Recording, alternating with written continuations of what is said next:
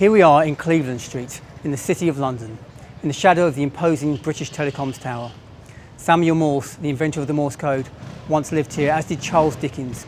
But it was here that Revelation TV had its beginnings. Back in 2002, the only way to get programmes aired was to either deliver the tapes to this playout facility, or if you wanted to go live, have a studio within, which is exactly what Howard did. With the limited resources that were available to him, he rented a single room from which he was to go live on the Sky network. I remember visiting Howard here when there were about 8 people squeezed into a tiny room, along with tape players, music equipment, set furniture, and of course the compulsory kettle for making tea in the corner. It was from here that Howard sat nervously in front of a camera as the countdown to go live sounded. On February the 14th, 2003, Revelation TV officially began broadcasting. For almost a year, the small team of mostly volunteers squeezed themselves into this sweatbox of an office with no air conditioning and managed to put together a daily schedule of live and pre-recorded shows, overcoming issues like exploding lights and set furniture falling apart whilst live on air.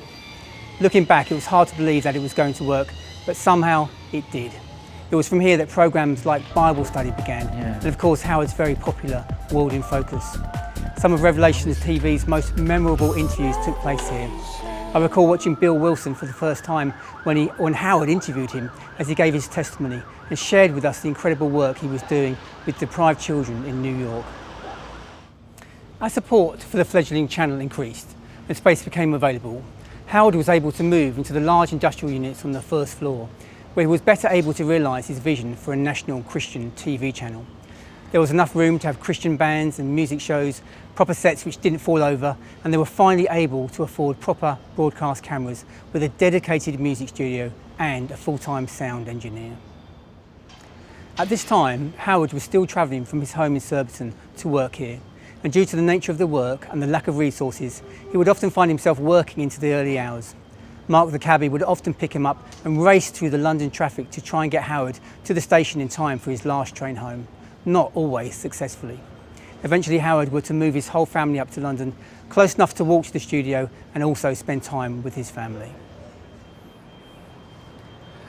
Over the next few years, Revelation TV was to firmly establish itself as a credible TV channel, hi, Howard. broadcasting programmes that, for many, were the long-awaited answer to prayer, programmes that met people at their level, that brought hope and confidence that Christianity was still alive and that the gospel of Jesus was unashamedly being broadcast across the airwaves. Unlike any other Christian channel, Howard was determined to make Revelation TV interactive. The phone lines were opened live on air to receive viewers' comments. Every live show would allow emails and texts, giving people a platform to air their opinions and share their testimonies. It was from here, of course, that he took cameras out on the streets to film the events immediately after the 7/7 suicide bombings that brought London to a standstill, for which he was to receive a Christian Broadcasting Council Gold Award. After 4 years, Howard felt the prompting of God to leave London and get out of debt. The cost of operating from London was very high, and technology had moved on sufficiently enough that they didn't need to be so close to the playout facility to have the ability to do live TV. The advent of fibre optics meant that Howard could move the studio set up completely out of London and into a less expensive area. But where to go and how to get out of debt were the big questions. Years before the start of Revelation TV, Howard and Lesley had moved into a large, rambling house where they could provide rooms for children who needed fostering. Throughout much of the early years of Revelation, Lesley had continued to do this, but by now their fostering days were drawing to an end. Howard saw an opportunity to utilise his own home as a replacement studio. It would mean a huge move from London, but would save so much money that was being spent on rent, money which could be directed into making better programmes, which was and still is at the heart of what Howard has always wanted to do. But moving a TV studio into a regular house was a big task, one that would come with many hurdles to overcome, not least the question of how a family would share their home with a functioning business. Nevertheless, this is what was agreed and the plan went ahead. And so, the front room here was to become the control room and office space. Next door, the playroom, the foster children's playroom here, was to become the play-out room where the signal goes out to the rest of the world. And then down here, the kitchen Well, of course, the kitchen had to double up because actually it was still a family home and a functioning kitchen, but it had to be used as a daytime set for shows like Our Mornings and She Matters. So it wasn't uncommon actually to see Howard shuffle across the floor in his dressing gown, come over here and make a cup of tea live on air. Cup of tea, anyone? Upstairs, the lounge became the main studio with a purpose-built desk and background. So many programmes went out from this room. Programmes like Live at 9, Bible study and Testimony Time, to name just a few.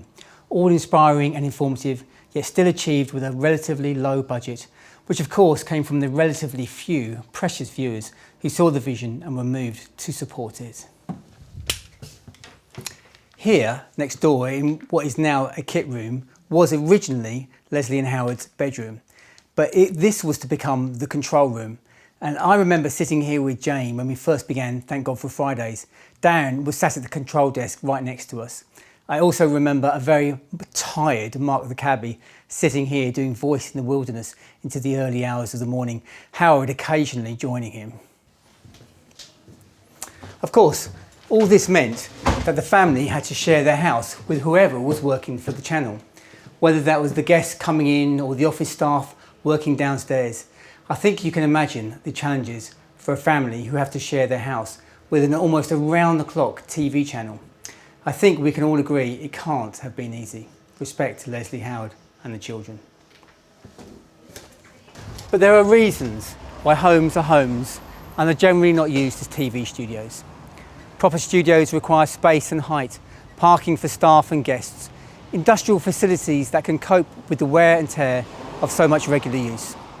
Prayerfully, the management team sought God as to what to do and where they may find larger premises to move to.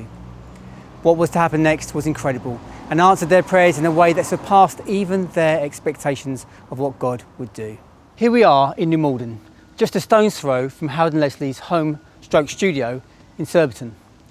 In 2009, Barratt Homes built this high-spec building complex that we can see behind me. But for years before that, there was a TV studio here. Originally, it was called the Brick Box and was home to Fountain TV, where shows like Ready Steady Cook were filmed. After changing hands several times, the studio was released by a music company who ran a TV channel on the Sky digital service. They refitted and improved much of the outdated infrastructure. Howard had kindly been offered space within the offices where they could store outside broadcast equipment and also have access to the large, fully equipped studio. However, God had other ideas. Within hours of Howard being scheduled to sign a contract on the standard industrial office just down the road, news came that the whole New Malden complex was available to rent. The music company had sadly gone out of business, leaving the way free for Revelation TV to take over the property. In April of 2008, Revelation TV moved into the premises and renamed it Genesis House.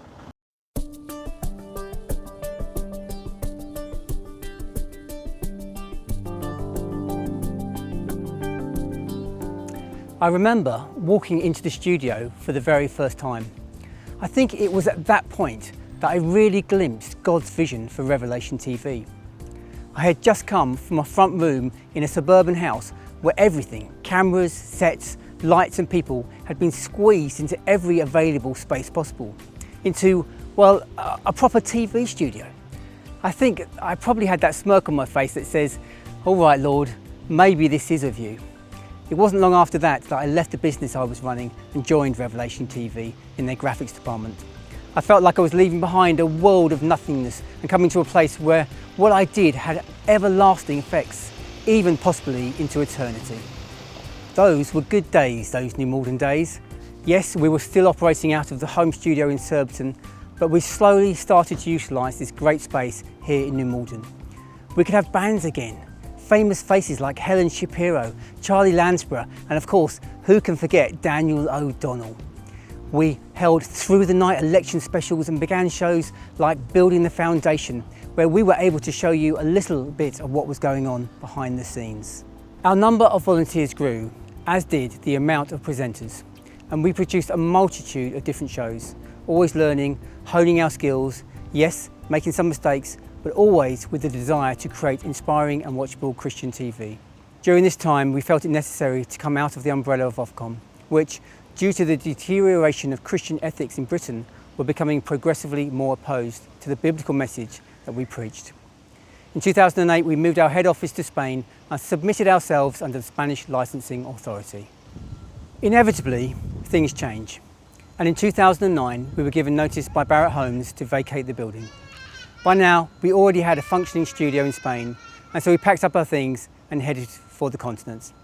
One thing we have found as a channel is that we must always be ready for change, but safe in the knowledge that our God doesn't, that He is always reliable and trustworthy, faithful and true, that He will never leave us nor forsake us. Yes, we may find ourselves in a tight spot every now and again, but whenever we look back, it's clear to see God's hand as He draws us onwards with Him, taking us by the hand and directing our steps.